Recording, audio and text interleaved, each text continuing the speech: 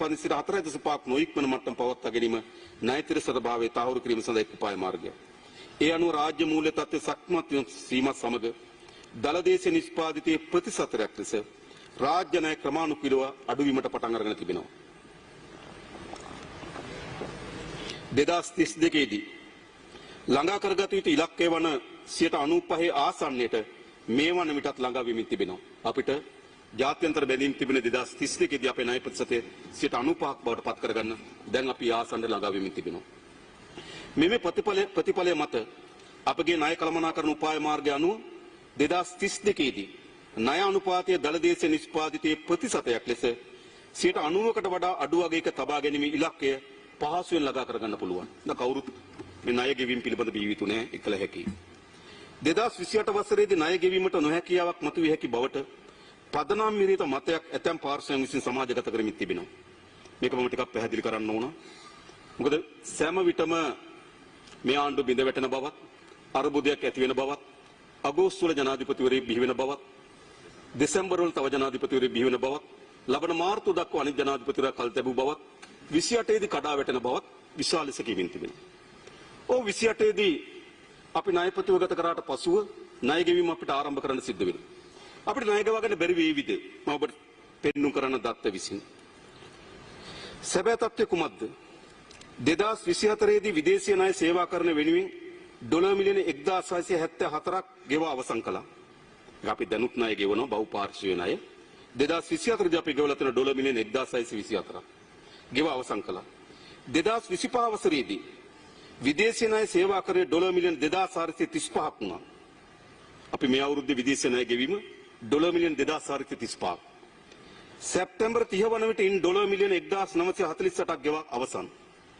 මේ වසරේ දෙසැම්බර් 31 වන විට තවත් ඩොලර් මිලියන 487ක් ගෙවීමට සූදානම්. ඒ අනුව 2025 වසරේ විදේශීය ණය සේවාකරණ ගෙවීම 2024ට සාපේක්ෂව ඩොලර් මිලියන 761ක වැඩිවීමක්.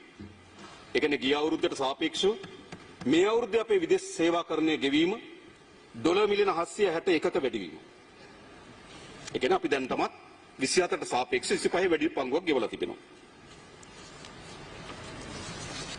ගරු කතානායකතුමනි, 2028 වසරේ අපි විසින් ගෙවිය යුතු විදේශ ණය සේවාකරණය ඩොලර් මිලියන 3259ක් පමණයි.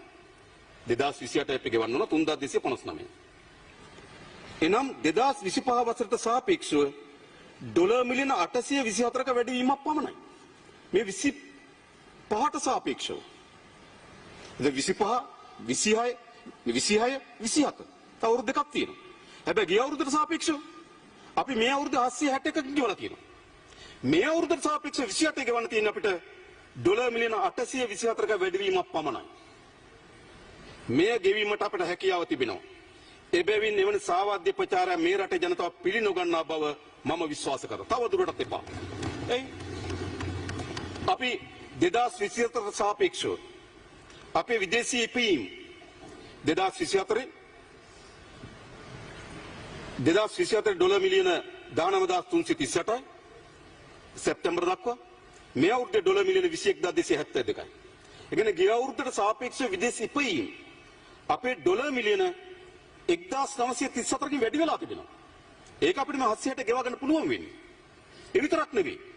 අපි වාහන වෙළඳපොළ විවෘත කරා. ඒක විවෘත කළ යුතුයි කොයි වෙලාවෙ. අවුරුදු 5ක් 6ක් වාගෙන හිටියා. අපි විවෘත කරන තන විශාල තෙරපුමක් වෙන බව. අපිට එම තෙරපුමක් ආවා. මේ ඔක්තෝබර් මාසයේ 30 වෙනිදා වෙනකොට වාහන සඳහා LC ඕපන් කරලා තිබෙනවා. ඩොලර් මිලියන 1933ක. ඩොලර් මිලියන 1933ක වාහන LC ඕපන් කරලා තියෙනවා. වාහන ගෙන්නලා තියෙනවා ඩොලර් මිලියන 1373ක. ඒ කියන්නේ මොකක්ද?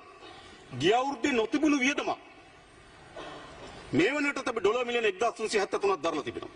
මම හිතන්නේ නෑ ලබන අවුරුද්දේ මේ හා සමාන ලෙස වාහන සඳහා අපිට වැය බරක් දරන්න වේවි කියලා. 2027 දරන්න වේවි කියලා අපි හිතන්නේ නෑ. ඒ නිසා අපි දැනට මොකද කරලා තිබෙන්නේ? ඩොලර් මිලියන 761ක වැඩි ණයක ගෙවීමකුත් වාහන වලට පමණක් මේ වනේ ඩොලර් මිලියන 1373ක් ගෙවීමකුත් කරලා තියෙනවා. අපිට ඩොලර් මිලියන 824ක් වැඩි වෙන 2028 දී ගෙවන්න බැරිද? ගෙවන්න පුළුවන්. ඒ නිසා මතක තබා ගන්න 28 ඉන්නේ අපි ගෙවන්නෙත් අපි.